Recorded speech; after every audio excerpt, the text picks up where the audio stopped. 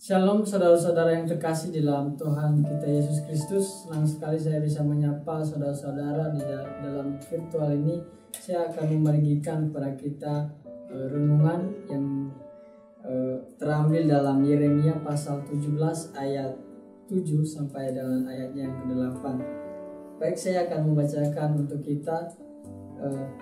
Ayat 7 dikatakan, "Berkatilah orang yang mengandalkan Tuhan, yang menaruh harapannya pada Tuhan.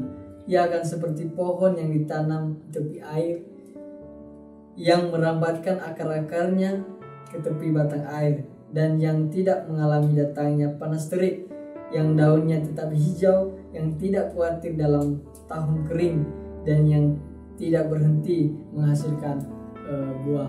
Saya akan mengangkat satu tema untuk kita pada hari ini, yaitu definisi pengharapan dalam kehidupan orang percaya.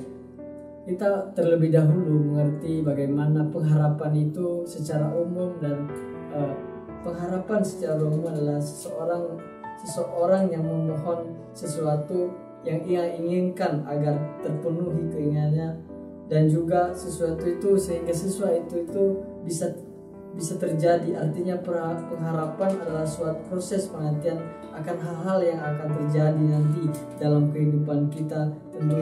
Tentunya kita pada hari ini memiliki pengharapan yang berbeda-beda. Mungkin dalam studi kita, dalam perkuliahan kita, di pendidikan kita, mungkin kita memiliki pengharapan untuk bisa lulus dengan baik, untuk bisa dapat nilai yang maksimal, dan juga apapun itu, mungkin kita punya bisnis atau apapun hal itu menjadi satu pengharapan dalam kehidupan kita. Tapi saya akan membawa kita untuk menjelaskan bagaimana pengharapan orang percaya pada bagian ini.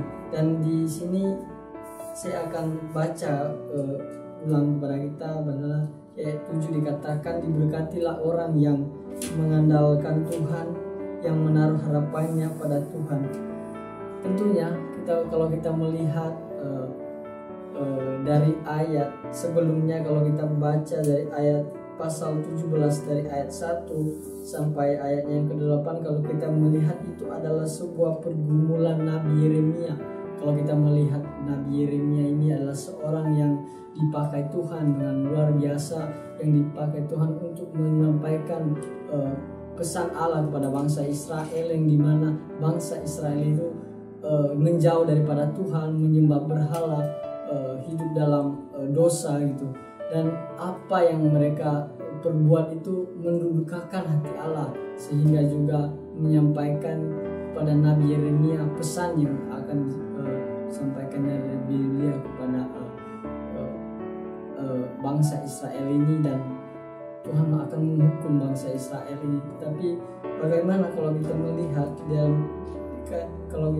saya angkat dalam satu poin yang saya agak berikan kepada kita, bagaimana dampak berharap kepada Tuhan, yaitu di ayat 7 dikatakan, "Diberkatilah orang yang mengandalkan Tuhan, yang menaruh harapannya pada Tuhan." Diberkati dan menjadi berkat. Itulah salah satu contoh yang menjadi teladan yang kita bisa lihat dari Yeremia itu. Dia dipakai Tuhan dengan sangat luar biasa, diberkati untuk menjadi berkat, untuk menyampaikan pesan Allah kepada bangsa Israel. Tentu bagaimana penerapan kita pada hari ini adalah ketika kita diberkati Tuhan, meskipun dalam hal-hal tersebut kita mengalami satu kesulitan, satu penderitaan apapun itu, tapi kita berusaha untuk tetap berpengharapan kepada Tuhan, tetap kita percaya kepada Tuhan bahwa Tuhan senantiasa akan menolong kita walaupun dalam kondisi yang berat sekalipun. Tentunya kita akan berharap kepada Tuhan. Kita hanya bisa mengandalkan Tuhan. Kita tidak bisa mengandalkan manusia. Manusia terkadang mengecewakan, tetapi Tuhan tidak mengecewakan kita. Itulah dampak. Dan bagaimana dampak orang percaya, yaitu ya ia menjadi berkat dengan pada akhirnya menjadi berkat, sehingga orang dapat melihatnya dalam sikap hidupnya, perbuatannya kepada orang lain, yang menjadi berkat kepada orang lain. Dan saya akan bacakan kita ayat yang ke-8. Ia akan seperti pohon yang ditanam di tepi air, yang merambatkan akar-akarnya ke tepi batang air, dan yang tidak mengalami datangnya panas terik, yang daunnya tetap hijau, yang tidak khawatir dalam tahun kering, dan yang tidak berhenti menghasilkan buah. Bagaimana dampak berharap pada Tuhan?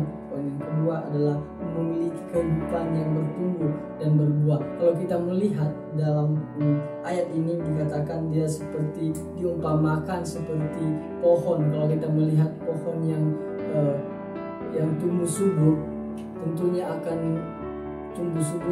akan berbuah lebat, berdaun lebat. Dia tentunya hidup dalam di tepi air dan sungai dan terus mengalir, walaupun terik matahari yang sekalipun menyinarinya dengan panas terik matahari, tetapi dia tetap tidak lain, tetap daunnya tetap segar.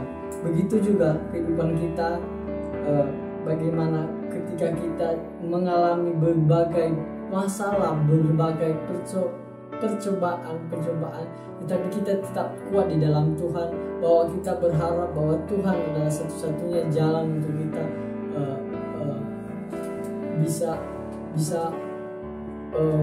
berharap Tuhan bisa menolong kita. Tentunya yang saya bilang dari awal tadi, kita tidak bisa berharap pada manusia, karena manusia itu mengecewakan kita, tapi Tuhan menolong kita. Bagaimana kita juga yang telah diberkati, yang telah diberkati oleh Tuhan, dan sehingga juga kita tidak hanya berpercaya saja kepada Tuhan, tapi kita memiliki buah apa yang kita bisa berikan kepada orang lain, sehingga orang lain dapat meneladani sikap kita, supaya menjadi berkat kepada orang lain semua. Jadi tentunya dalam sikap kita adalah orang bisa meneladani sikap kita melalui kasih yang kita bisa beri kepada mereka, perbuatan-perbuatan yang mencerminkan kasih Kristus dan lain sebagainya. Tentunya bagaimana dampak kita yang telah diberkati Tuhan, dan kita bisa menjadi menjadi berkat pada orang lain, sehingga orang bisa juga terberkati begitu. Dan yang menjadi kesimpulan untuk kita adalah dampak berharap pada Tuhan adalah kita diberkati dan kita memiliki kehidupan yang bertumbuh dan berbuah. Jadi aplikasi bagi kita berharap pada Tuhan dengan sepenuhnya. Ketika kita berharap pada Tuhan, maka kita juga mau diberkati. Ketika kita berharap pada Tuhan, kita tidak hanya ingin bertumbuh di dalam iman, tetapi kita juga menghasilkan buah dalam pelayanan dari iman yang bertumbuh. Demikianlah firman Tuhan yang saya bisa sampaikan pada hari ini. Salam, selamat pagi.